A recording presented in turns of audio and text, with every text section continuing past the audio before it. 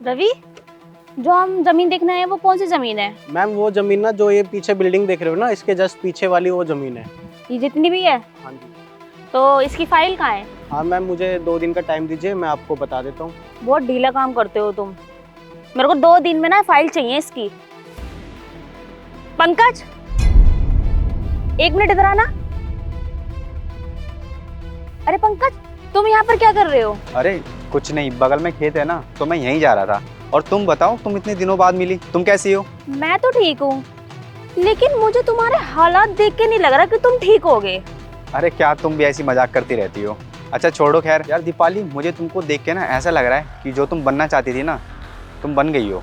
और मुझे लगता है ना तुम्हारी मेहनत बहुत रंग लाई है। हाँ, तुमने सही सोचा। मैं यहाँ की ना SDM बन चुकी हूँ। मुझे पता था तुम एक दिन कामयाब जरूर होगी। और तुम पढ़ने में भी कितनी अच्छी थी ना क्लास में। कॉन्ग्रेचुलेशंस। तुमने क्या सोचा मैं तुमसे दोस्ती करूंगी? अपने स्टैंडर्ड देखा है, मेरा देखा है? तुम कहाँ मैं कहाँ? अपनी फटीचर हालत तो देख लो पहले तुम अपना जाकर ना स्टैंडर्ड बनाओ, तब जाकर तुम मुझसे बात करना। फटीचर कहीं का, आगे मुंह उठा के। और तुमने क्या सोचा मैं तुमसे दोस्ती करूंगी? अरे तुमसे दोस्ती करके ना मेरा स्टैंडर्ड खराब हो जाएगा। पहले जाओ और अपने लिए ना पहले कुछ करो, फिर आना मेरे पास, तब मैं कहीं सोचूंगी तुम्हारे बारे में। तुमसे दोस्ती कर ली ना मैंने, तो जमाना क्या कहेगा, मेरी इंसल्ट हो जाएगी। पहले तेरी फटीचर हालत, और मैं कहाँ यहाँ की SDM। अरे औकात देख के बात करा कर। तेरी औकात मेरी औकात में जमीन आसमान का अंतर है। क्या सोच के तू मेरे पास आया दोस्ती करने के लिए? अरे इसमें स्टैंडर्ड की बात कहाँ से आ गई? तुम्हें तो याद होगा ना, हम तो कॉलेज में साथ में पढ़ते थे, साथ में खाते थे, और हम सरकारी नौकरी की तैयारी भी कर रहे थे। और आज तुम SDM क्या बन गई हो, तो तुम्हारे तो तेवर ही बदल गए। हाँ, पढ़ाई तो सभी करते हैं। टॉपर थी मैं पूरी क्लास के अंदर, तो घमंड तो अपने आप ही होगा मेरे अंदर। तो तू अपने तो देख, तू क्या था? तू तो कुछ भी नहीं था। तो भाई अपने आप ही है घमंड मेरे अंदर, और वो रहेगा, हमेशा ही रहेगा मेरे अंदर। मैडम बीच में टोकने के लिए माफ़ी चाहूँगा, पर ये बंदा है कौन जिससे आप इतनी देर से बात कर रहे हो? ये हमारे कॉलेज में पढ़ता था। इसकी औकात नहीं थी हमारी कॉलेज में पढ़ने की। इसका बाप ना चौकीदारी की नौकरी करता था, और मैंने ना इसे बहुत समझाया था कि अपने बाप के पैसे ना बर्बाद मत कर। रवि तुम्हें एक बात बताऊं बड़े मजे की, ये पहले भी फटीचर था और ये आज ही फटीचर है। ये हमेशा गरीब बन के रहेगा, इसका कुछ नहीं होने वाला। भिखारी का भिखारी रहेगा ये। दीपाली, मुझे ना तुमसे ये बिल्कुल भी उम्मीद नहीं थी। तुम किसी को किसी के कपड़े से कैसे जज कर सकती हो? मान लो कोई साधारण सा व्यक्ति हो, उसने ऐसी नॉर्मल से कपड़े पहन रखे हो, और हो सकता है वो किसी बड़े पद पे हो, तो तुम उसकी ऐसी ही बेइज्जती कर दोगी क्या? और हाँ, किसी को ना किसी के कपड़े से जज नहीं किया जाता, पता चले बाद में लेने के देने पड़ जाए। एक्सक्यूज मी, तुम मुझसे ऐसे बात नहीं कर सकते हो। और हाँ, अगर तुम्हें मुझसे बात करनी है ना, एक तुम्हारे लिए ना गुड न्यूज़ है। और मैं तुम्हें ना एक नौकरी दे सकती हूँ अपने घर में, झाड़ू पोंछे की। वो तुम पे अच्छी लगेगी, और ये बहुत अच्छी धूप है, इसे तुम खो मत देना। और अगर तुम्हें नौकरी करनी हो ना, तो प्लीज मुझे बता देना, कहीं बाद में तुम्हें अफसोस हो। क्योंकि देखो मेरे पास ना बहुत जने हैं काम करने के लिए, तो बाद में मुझे मत बोलना कि मैडम तुमने मुझे लगाया नहीं काम पे। शुक्रिया, मुझे ना नौकरी की ज़रूरत नहीं है, अपने पास रखो अपनी नौकरी। और वैसे भी 2 दोस्त मिलते हैं ना, तो ऐसे किसी की ना बेइज्जती नहीं करते, उसका हालचाल लिया जाता है और समय बिताते हैं उसके साथ। और तुमने तो मेरी बेइज्जती कर दी यहाँ पे खड़े खड़े, और मुझे जलील किया। मैं तो सोचा भी नहीं था तुम ऐसे निकलोगी यार। ओए सुन, तू ना मैडम से ऐसे बात नहीं कर सकता है। तुझे पता है ना मैडम कौन है? यहाँ की नई SDM है, तो तू ऐसे बात नहीं कर सकता। मैडम को ना प्यार से बात कर, तमीज़ आप करके बोल। और हाँ सुन, मैडम चाहे ना कुछ भी करवा सकती है तुझसे। अगर मैडम तेरे को बोलेंगी ना बैठ, तेरे को बैठना पड़ेगा। अगर मैडम बोलेगी उठ, तो तेरे को उठना पड़ेगा। और तुझे ना कुत्ता बनवा के रख सकती है, इतनी पावर है मैडम की। बड़ी देर से तेरे को देख रहा हूँ, दोस्त है तो कुछ भी बोलेगा क्या? अब वो यहाँ की SDM है, दोस्त तेरी बाद में थी, ठीक है? मैंने ना अक्सर सुना है, किसी को अगर बड़ी पोस्ट मिल जाती है ना, तो उसके ना तेवर बदल जाते हैं और वो अपनी औकात भूल जाता है। जैसे कि तुम अपने आप को देख लो, तुम्हारे तो तेवर ही बदल गए। तुम तो सब कुछ भूल गई। साथ में पढ़ा हमने, साथ में कंपटीशन की तैयारी करी, और जब हम साथ में पढ़ते थे मैं तुम्हारी कितनी मदद करता था हर चीज़ में। और आज तो तुम मेरे को पहचान भी नहीं रही हो। वक्त तो सबका बदलता है, क्या पता आज तुम्हारा चल रहा है कल मेरा हो। और ये भाई साहब कौन है? इनको तो मैं जानता भी नहीं, और ये बोले जा रहे हैं खामा खा मेरे से। और ये ना बिल्कुल तुम्हारी बोली बोल रहे हैं। और तुम्हें तो पता ही है ना वो कहावत, जैसी संगत वैसी रंगत। और तुम तो इतनी अच्छी पोस्ट पे हो, तुम्हें तो इनको समझाना चाहिए, तुम्हारे साथ रहते हैं, कि कैसे किसी से बोलना चाहिए और कैसे नहीं। खैर छोड़ो, मैं तुमको ना एक नसीहत देना चाहता हूँ। यदि तुम्हें ये पोस्ट मिले ना इतनी बड़ी, तो तुम इसका ना सही फ़ायदा उठाना, ठीक है? लोगों के दुख दर्द में काम आना और उनकी समस्याओं का हल करना। ऐसा नहीं कि तुम्हें सिर्फ ये पोस्ट मिल गई है, तुम अपने फ़ायदे के लिए इसका इस्तेमाल करो। और तुम एसडीएम हो ना, तो एसडीएम का मतलब तो तुम्हें पता ही होगा। मुझसे तो तुमने ऐसे बात कर ली क्योंकि हम एक दूसरे को जानते थे, लेकिन दूसरों से मत करना, तुम्हें तुम्हारी औकात का पता चल जाएगा फिर। मिस्टर पंकज चौहान, तुम मुझे मत बताओ कि मेरा पद क्या है। मैं यहाँ की ना एसडीएम हूँ, तो तुम्हारे बताने से मेरे को नहीं पता चलेगा कि मैं क्या हूँ क्या नहीं हूँ। और मुझे पता है कि मुझे कैसे काम करना है। मैं तुम्हारे कहने पे नहीं करूँगी कि मुझे क्या काम करना है क्या नहीं। और तुम ना अपने काम पे ध्यान दो, तुम मेरे पे ध्यान मत दो। अब जाओ यहाँ से, निकलो यहाँ से। मैं तुम्हें ना नसीहत नहीं दे रहा, मैं तुम्हें याद दिला रहा हूँ। और ये जो तुम्हारी एसडीएम की पोस्ट है ना, ये लोगों के लिए बहुत महत्वपूर्ण है, तो मैं आशा करता हूँ तुम अच्छे से संभालोगी। अच्छा ठीक है, तो मैं चलता हूँ, देखता हूँ तुम एसडीएम की पोस्ट कैसे संभालती हो। हाँ हाँ चल ठीक है, यहाँ से जा यहाँ से। अरे मैडम, मेरे एक बात समझ में नहीं आई, आपने उसको ऐसे जाने कैसे दिया? आप मुझे बोलती मैं किसी हवलदार को बुला के उसकी टांगें तोड़वा देता या तो उसको जेल में बंद कर देता। अरे नहीं नहीं, इसकी कोई जरूरत नहीं है, ये मेरा कॉलेज का दोस्त है। पर मुझे ये समझ में नहीं आ रहा कि कॉलेज में इसके इतने अच्छे नंबर आते थे, इसकी अभी तक जॉब क्यों नहीं लगी है। और पढ़ाई में भी इतना अच्छा था ये। खैर छोड़ो इसकी।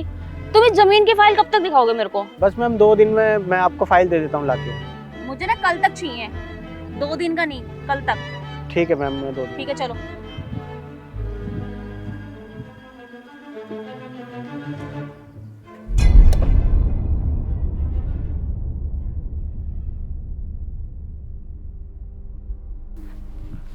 Good afternoon ma'am. Good afternoon. Madam आपके लिए गुड न्यूज़ है। गुड न्यूज़ है? क्या? वो जो हमारा घोटाला का पैसा था ना, वो जो फंसा पड़ा था, वो आज मैं लेके आया हूँ। ये देखो, पूरा 1 करोड़ रुपए। अरे वाह, बहुत अच्छा काम करा। वैसे तुम्हारे लिए ना गुड न्यूज़ है। क्या मैडम? तुम्हें पता है मैंने अभी हाल ही में ना 7 करोड़ का घर लिया है मैंने। क्या 7 करोड़ का? अरे वाह मैडम। हाँ, तुम भी मेरे साथ में ऐसे ही काम करोगे ना, तुम भी फायदे में ही रहोगे और मोटा मोटा पैसा कमाओगे। और अगर तुम भी मेरा साथ ऐसे देती रहे ना घोटाले के अंदर, तो कल को देखना तुम भी बहुत पैसा कमाओगे और तुम भी बहुत सारी चीजें लोगे अपने लिए। मैं तो 8 करोड़ का घर लेने वाली थी, पर मैंने सोचा 7 करोड़ का ही ले लेती हूँ। 1 करोड़ तुम लोगों के काम आ जाएंगे, तुम भी कुछ खरीद लोगे अपने लिए। अच्छा मैडम, एक बात समझ में नहीं आई, आप मुझे ये पैसे देने के लिए ऑफिस में भी बुला सकती थी, पर आपने इस लोकेशन पे क्यों बुलाया मुझे? अरे मैं ऑफिस में ना पैसे नहीं ले सकती, किसी ने देख लिया, किसी ने पकड़ लिया हम लोगों को, तो पकड़े नहीं जाएंगे हम लोग। कैमरे लग रहे, फिर लोग भी वहाँ पर काम करते हैं, सब कुछ देखना पड़ता है रवि। तो तुम्हें पता है हमारी नौकरी खतरे में आ जाएगी अगर हम पकड़े गए तो। थोड़ा सोचा, इसलिए तो मैंने तुम्हें यहाँ पर लोकेशन बताई है कि अगर बाहर मिलेंगे पैसे से तो डील हमारी अलग रहेगी। और ना मेरी बात ध्यान रखना, ये सब काम में ना बाहर ही करना। जो भी बात करनी मेरे को फोन कर देना, मैं यहीं आ जाया करूँगी, यहीं पे बात कर लिया करेंगे पैसे वैसे की। ऑफिस में कोई भी बात मत करना। और हाँ, 1 मिनट, ये लो तुम्हारे चाय पानी के लिए। अरे थैंक यू मैडम, आपने मेरे को इतने पैसे दिए, thank you so much ma'am. और थैंक यू की क्या बात है, तुम मेरा इतना साथ देते हो तो ये तो कुछ भी नहीं है, मैं इतना तो कर ही सकती हूँ तुम्हारे लिए। और अगर तुम ऐसे घोटालेबाजी में मेरा साथ देते रहे ना, तो लाखों में क्या करोड़ों में खेलोगे तुम। मैडम मैं ना आपका साथ हमेशा दूंगा, आप जो बोलोगे वो करूंगा, पर आप जब 7 करोड़ का घर बनवा सकते हो, हम 1-2 करोड़ का घर तो बनवा ही सकते हैं ना। अरे हाँ हाँ, बन जाएगा तुम्हारा घर भी, टेंशन क्यों ले रहे हो। अच्छा तुम जाओ, मेरे को भी ऑफिस जाना है। लाइए, मैं बैग में रख देता हूँ गाड़ी में। अरे नहीं नहीं, मैं रख दूंगी। ठीक है मैडम, मैं चलता हूँ। अरे वाह, इतने सारे पैसे, अब तो और तगड़ा घोटाला करूंगी। अब मारूंगी चौका।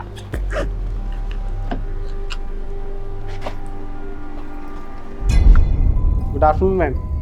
Good evening. आ गए? हाँ जी। आओ बैठो। अरे कहाँ मैडम, हमारी इतनी औकात कहाँ आपके बगल में बैठ जाएं।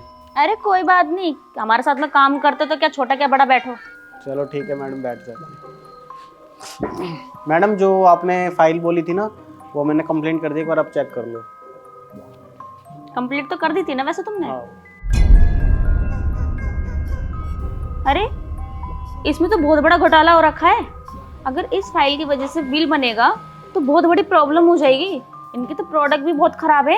हाँ मैडम, तभी तो मैं फाइल लेके आया हूँ, अगर आप बोलोगे तो मैं इसकी इंक्वायरी चालू कर दूंगा। अरे नहीं नहीं, कोई इंक्वायरी वगैरह मत करो, फाइल डन करो, इसका काम चालू करवाओ। इसकी कार्रवाई होगी लेकिन हमारे तरीके से, ठीक है? समझ रहे हो ना मैं कौन सी कार्रवाई की बात कर रही हूँ?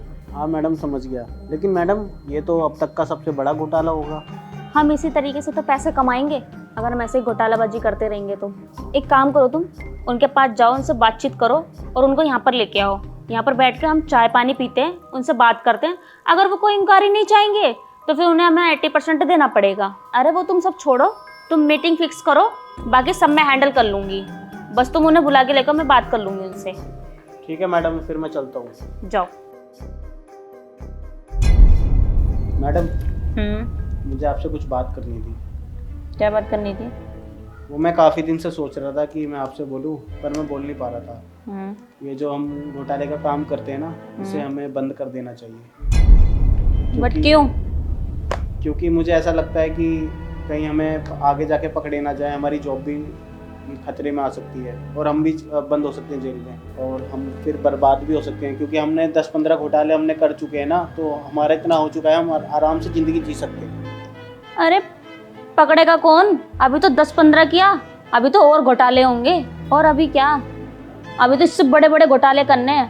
पर बताएगा कौन? तुम बताओगे या मैं बताऊंगी? नहीं मैडम, मैं तो नहीं बताऊंगा। तो फिर कौन बताने जा रहा है किसको?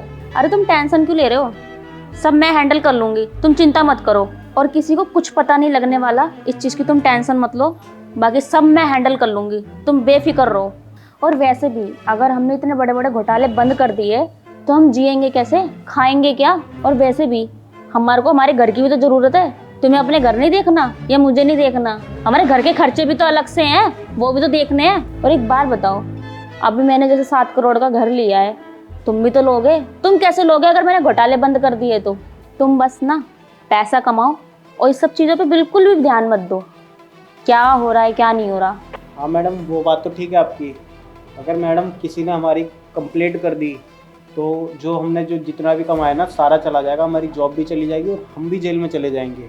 और कहीं ऐसा ना हुआ किसी ने कोई हमारे खिलाफ कोई इंक्वायरी कर ले और हम पकड़े जाएं, और एक ना एक दिन सच सामने तो आ ही जाता है। और तुम्हें लगता है कि कोई हमारी इंक्वायरी करेगा? तुम टेंशन मत लो, मैं सब देख लूँगी कौन हमारी इंक्वायरी करता है। इतनी किसी के अंदर हिम्मत नहीं है जो मेरे खिलाफ इंक्वायरी कर सके। हाँ मैडम, वो बात तो ठीक है, पर मैडम आपसे ऊपर भी जो ऊंची पोस्ट के हैं वो भी तो है ना। अगर उनको पता चल गया तो हमारे साथ क्या होगा? हमारे साथ तो बहुत गलत हो जाएगा। हमने जितना भी आज तक कमाया है वो सारा चला जाएगा। और वैसे ही मैडम, मेरी तो बहुत छोटी सी पोस्ट है, आपकी तो बहुत बड़ी पोस्ट है, और इतना सब कुछ कमाया हमने, वो तो सारा चला जाएगा। और मैडम, इतना लालच भी नहीं करना चाहिए, क्योंकि हमने इतना सारा पैसा कमा लिया है। हम अगर कुछ भी ना करें ना तो भी हम आराम से ज़िंदगी जी सकते हैं, तो हम छोड़ ही देते हैं सब। ये बहम ना अपने दिमाग से निकाल दो। तुम नहीं बता रहे, मैं नहीं बता रही, बात खत्म। टेंशन क्यों ले रहे हो? चलो ठीक है मैडम, आप बोलते हो तो मैं बेफिक्र हो जाता हूँ। और हाँ मैडम, वो जो मैं प्रोजेक्ट के लिए गया था ना, तो पहले तो वो नखरे दिखा रहा था, फिर मैंने उसको समझाया तो वो मान तो गया है। अब वो आता ही होगा, ठीक है, बात कर लेते हैं उससे। अच्छा, काफी नखरे दिखा रहा था मतलब वो? हाँ मैडम, और मैंने उसको ये बोला, अगर मैडम यहाँ आ गई तो तेरा सब कुछ चला जाएगा, तेरी कंपनी भी चली जाएगी और इतना पैसा भी लग जाएगा, और ना तेरे पास कुछ नहीं बचेगा, सब कुछ छिन जाएगा। इसलिए मैंने उसको बोला कि तू आ, मैडम से एक बार बात कर मिलके। तो वो मान गया, बात ही होगा। ठीक है। तू यहाँ क्या कर रहा है? अरे पंकज, तुम यहाँ पर क्या करने आए हो? अरे आप आए थे ना मेरे पास टेंडर के लिए, तो मैं उसी सिलसिले में आया हूँ यहाँ पे। अच्छा मैडम, ये वही है जो टेंडर के लिए मैं गया था ना, जिसके लिए हम बात कर रहे थे। ये टेंडर उसी का ही है। अच्छा, ये टेंडर तुम्हारा है? अरे नहीं नहीं, ये मेरा टेंडर नहीं है। जिसका ये टेंडर है मैं बस उसके साथ काम करता हूँ। अच्छा, तू यहाँ क्या कर रहा है? जिसका टेंडर उसको भेजना। अरे नहीं नहीं, बस वो ऐसे ना आने में डर रहे थे और मैंने उन्हें बोला एसडीएम मेरी दोस्त है, तो इसलिए मैं आ गया हूँ। क्या मैं तुम्हारी फ्रेंड? सीरियसली? शकल देखी तुमने अपनी? पंकज, तुम्हारा दिमाग खराब हो गया क्या? मैं तुम्हारी फ्रेंड बनूंगी? क्या सोच के बोल रहे हो तुम? अरे नहीं, ऐसी बात नहीं है। इसी से हमारा घर चलता है। अगर ये टेंडर पास नहीं हुआ तो हम कैसे खाएंगे पिएंगे और रहेंगे?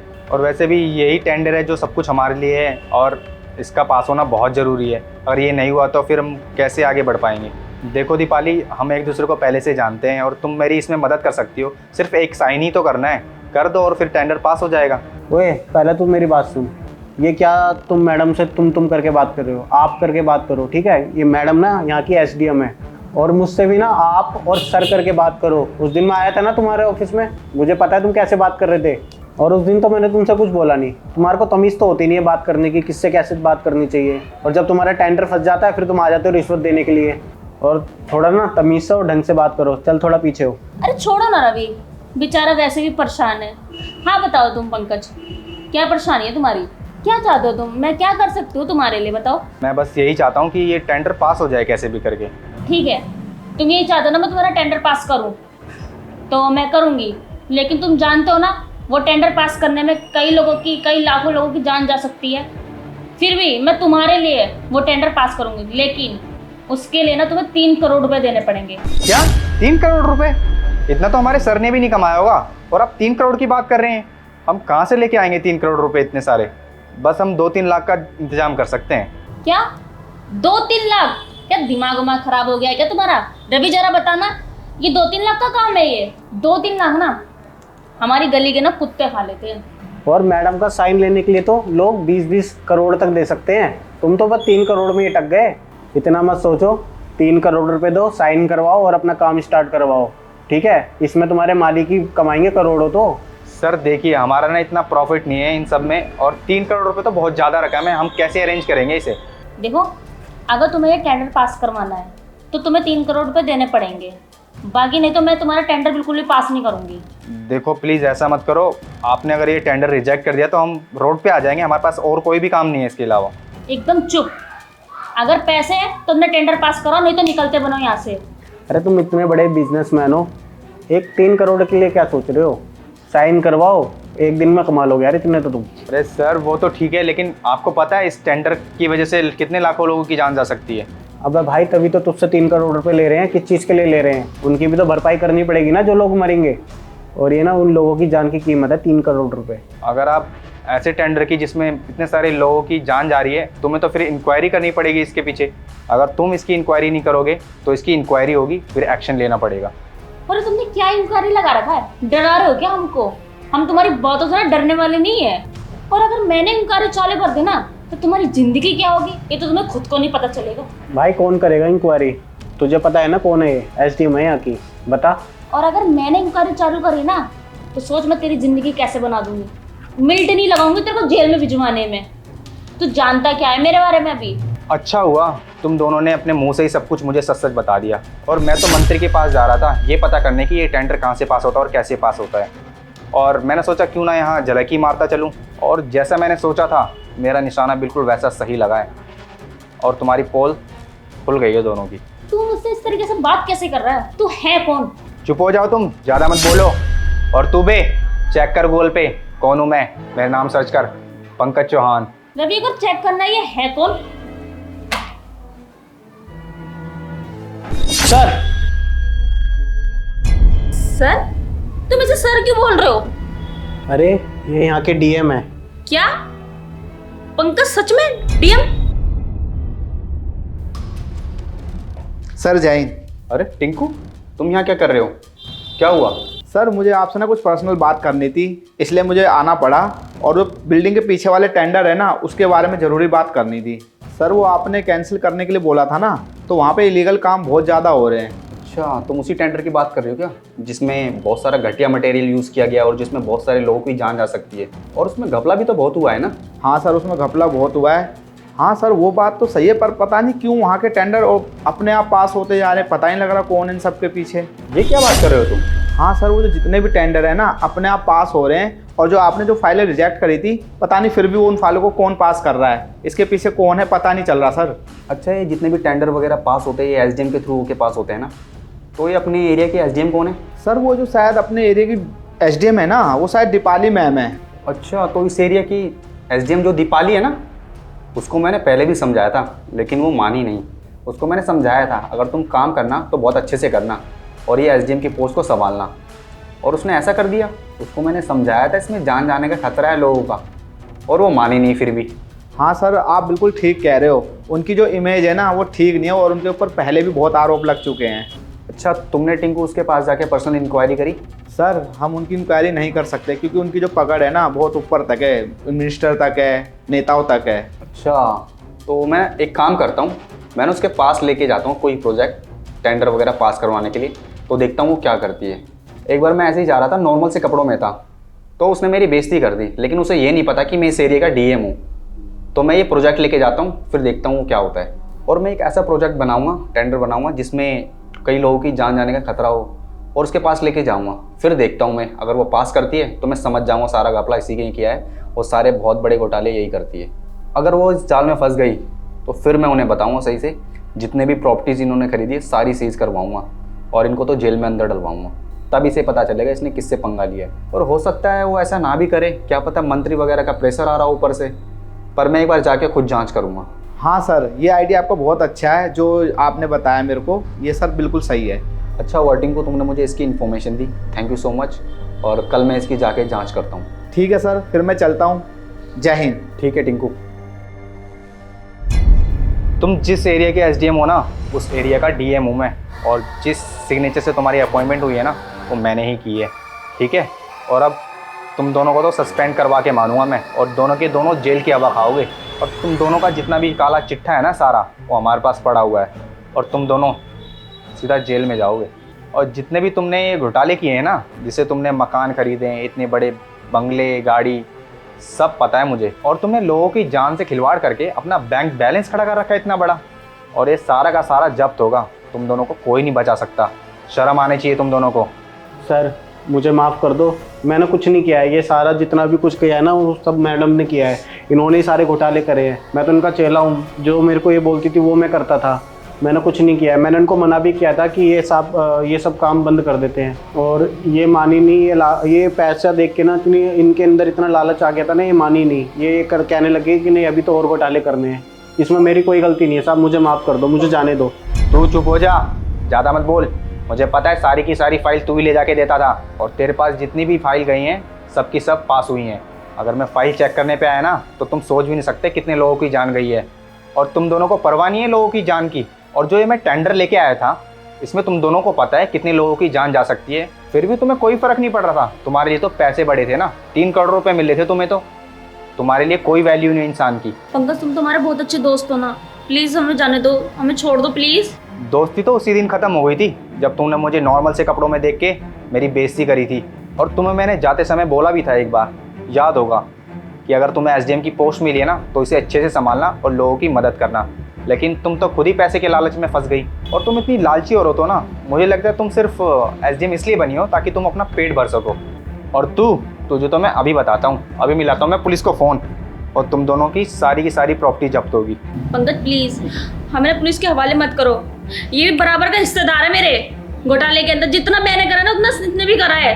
इसको आधी कमीशन दी है मैंने, और जितना जब इस पर सारी बात आई है तो इसने सब कुछ मेरे पे डाल दिया। पंकज प्लीज मुझे जेल में मत डालो, मैं तो तुम्हारी दोस्त हूँ ना, तुम एक बार को इसको डाल दो जेल के अंदर। पंकज मैं ना पैसा देख के बहक गई थी, प्लीज मुझे माफ कर दो। नहीं साहब, ये बिल्कुल झूठ बोल रही है। सब करा धरा इन्हीं का ही है, और आपको ही पता है पोस्ट तो इनकी बड़ी है ना, तो मैं तो इन्हीं का कहना मानूंगा ना। जो ये बोलती थी मैं करता था, इसमें मेरी कोई गलती नहीं। मुझे माफ कर दो, इनको जेल में डाल दो। अबे ओए, जब तुझ पे सारी बात आई तो तूने मेरे पे डाल दी सारी बात। एक थप्पड़ मारूंगा ना तो यहीं पे बेहोश हो जाएगा। पंकज प्लीज, तुम मेरे बहुत अच्छे दोस्त हो ना, तुम मेरे पे यकीन करो, ये बराबर का हिस्सेदार है मेरी पार्टी में। पंकज यही आइडिया देता था ना वो घोटाले करने की, नहीं तो मुझे क्या पता। अब ज्यादा वादा तो यही है ना हर जगह, तो यही तो मुझे बताएगा।